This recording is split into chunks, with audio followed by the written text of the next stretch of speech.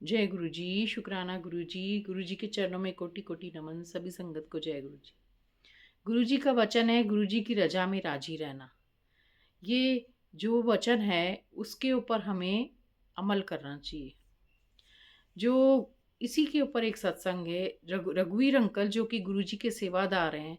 जब वो गुरु जी के फिजिकल फॉर्म में होते हुए गुरु जी के पास में सेवा करते तो एक टाइम की बात है, अंकल को जो है गुरुजी कहीं गए तो सेवा दे करके गए कि आप यहीं पर रहना दरबार में और कहीं नहीं जाना। क्योंकि गुरुजी जब तक बोलते नहीं थे तो अंकल जो है वो कहीं नहीं जाया करते थे। तो जब गुरुजी इजाज़त देते थे तो अंकल अपने घर जाया करते थे। तो आंटी और अंकल दोनों गुरुजी की सेवा में थे।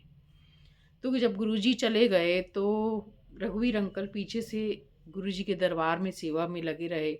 आंटी और अंकल सेवा में लगे रहे सुबह से लेकर के दोपहर, फिर शाम हो गई। जब गुरुजी वापस नहीं आए तो आंटी बोलने लगी कि अंकल को कि आप जो है घर चलेंगे कि नहीं चलेंगे। तो अंकल ने बोला कि गुरुजी मुझे बोल करके गए हैं, तो जब तक वो नहीं आएंगे तब तक मैं नहीं जाऊंगा। आंटी को जो है घर में बच्चों की देखभाल करने के लिए जाना था। इस वजह से जो है आंटी ने बोला कि अच्छा आप यहीं रहिए, मैं चली जाती हूँ। आंटी जो हैं वो घर चली गई। जाने लगी तो अंकल के मन में ख्याल आया कि मैं भी यहाँ करके बैठा रह करके क्या करूँगा, गुरुजी तो आए नहीं अभी तक, तो मैं भी चला जाता हूँ। तो अंकल भी जो है आंटी के साथ जा जाने के लिए चल दिए। जब वो घर पहुँचे तो उनके घर में पेंट का काम हो रहा था। तो कहीं उन्होंने जब दीवार देखी तो ऊपर देखा तो दीवार में कोई एक किनारा था जिसके अंदर जो है अच्छे से पेंट नहीं हुआ हुआ था। तो अंकल को हालांकि उस पे पेंट दोबारा होना था।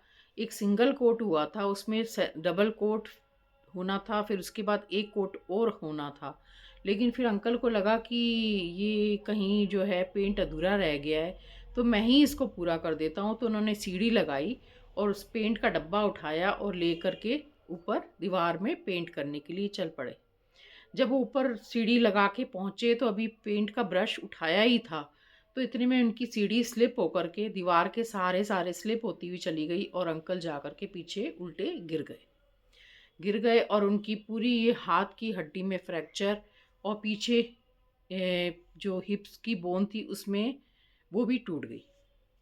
जब अंकल गिरे तो उसके बाद कैसे तैसे करके उनको हॉस्पिटल लेके जाया गया।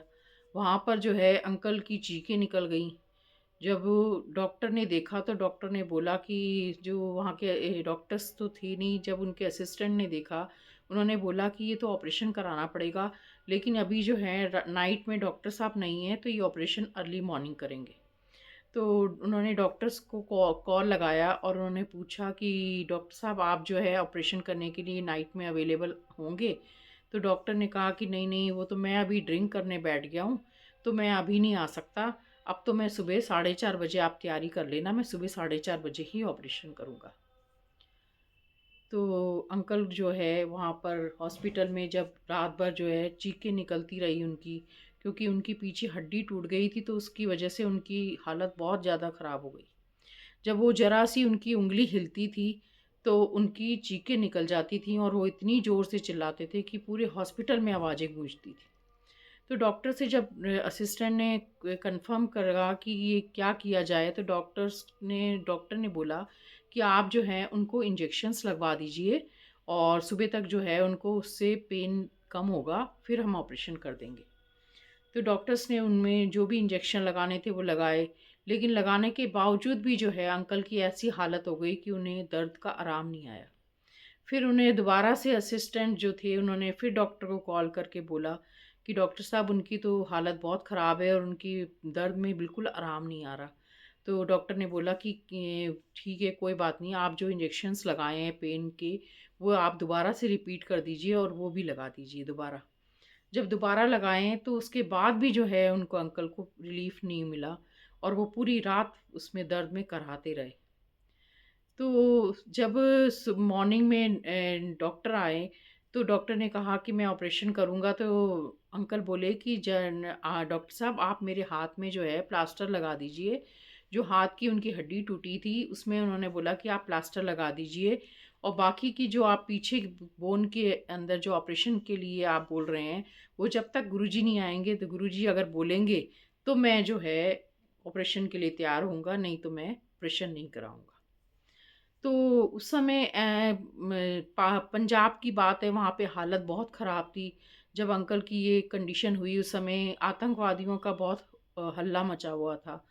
तो जब कैसे तैसे करके जो है कोई रिलेटिव जो है अंकल को मिलने के लिए आए, तो अंकल की जो वाइफ थी उन्होंने बोला कि आप जो है कैसे आए हैं, तो उन्होंने बोला मैं स्कूटर से आया हूँ। तो उन्होंने बोला, आंटी बोलने लगी कि मेरे को आप गुरुजी के पास लेके चलो, तो गुरुजी को मैं जो है सारी बात बताऊंगी, तो गुरुजी ही इनको जो है सही करेंगे।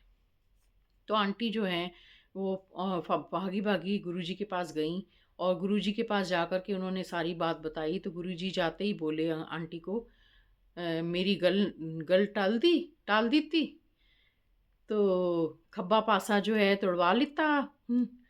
तो आंटी बोली, हाँ जी गुरुजी, उनकी हालत बहुत ख़राब है और वो दर्द के मारे कराह रहे हैं। तो गुरुजी बोले, ठीक है कोई बात नहीं, मैं आपके साथ चलता हूँ। और गुरुजी जो है अंकल को देखने आए और वहाँ बैठे, और गुरुजी ने हालचाल पूछा। तो अंकल उठने लगे, तो गुरुजी बोले, नहीं नहीं, तू आप लेटो, आराम करो। तो गुरुजी 10-15 मिनट वहाँ उनके पास बैठे, अंकल के पास। तो उन्होंने अंकल ने महसूस किया कि जब जो कि उनका पैर की उंगली हिलाने से उनको जो है एकदम पीछे बोन में बहुत ज़्यादा चीखे मार के दर्द हो रही थी, वो कुछ ही टाइम के बाद जो है, वो जैसे ही उन्होंने अपना पैर ऊंचा किया, तो उन्होंने देखा कि उनका पैर मुड़ गया। तो वो अंकल गुरुजी को बोले, गुरुजी मेरी तो टंगा चलन लग पई। तो गुरुजी बोले कि मैं तो तेरी टंगा चलान वास्ते ही इत्थे आया। तो गुरुजी की रज़ा में राजी रहना, वो उन्होंने गुरुजी की बात नहीं मानी। गुरुजी ने जो विपदा आनी थी उसको टालने के लिए जो है अंकल को वहाँ दरबार में सेवा दी कि आप यहाँ ही रहना, यहाँ से नहीं जाना। तो उस बात को अंकल ने जो है माना नहीं, और वो घर चले गए। और घर जाने के बाद जो है अंकल की ये हालत हो गई कि वो उनको उनकी बोन टूट गई। जय गुरु जी। इसी वजह से जो है गुरु जी के जो वचन होते हैं उसका जो है हमें पूरा पालन करना चाहिए। जय गुरु जी। शुक्राना गुरु जी।